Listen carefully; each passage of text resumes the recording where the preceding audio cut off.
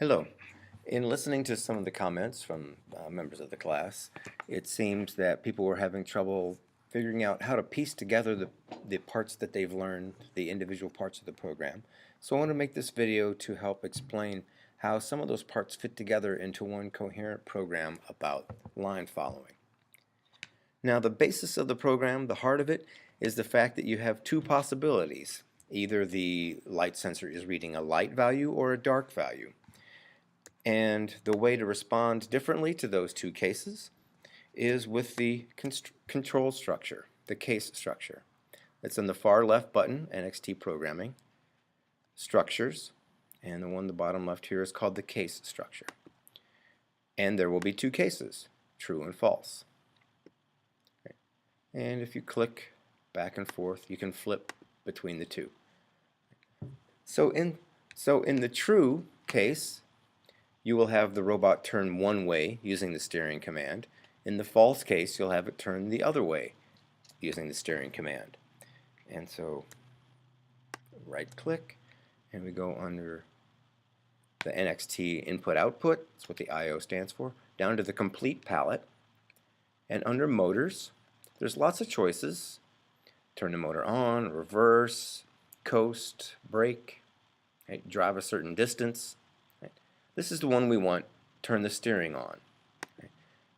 What that does is allow you to turn on the motors, and it gives you an extra port to control the steering. Takes a moment to come up.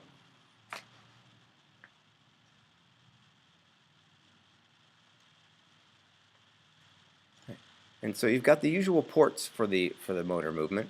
The output, you choose the motors. The NXT progress bar, which is input on the left and then goes out on the right.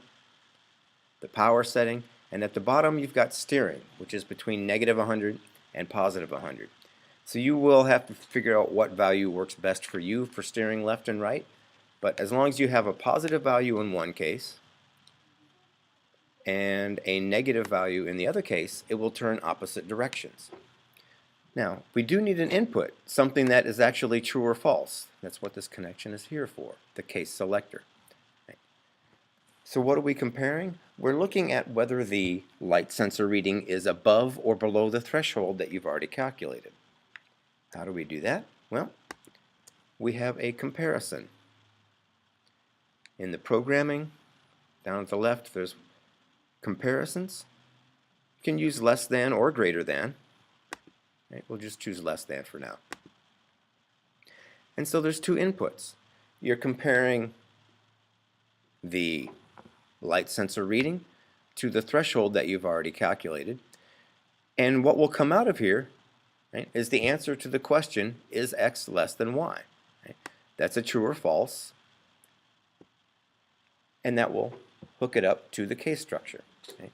So as long as you connect the light sensor and your constant to that, you will then get a true or false, which is your input to your case structure. Inside here, you've got the move steer left or steer right.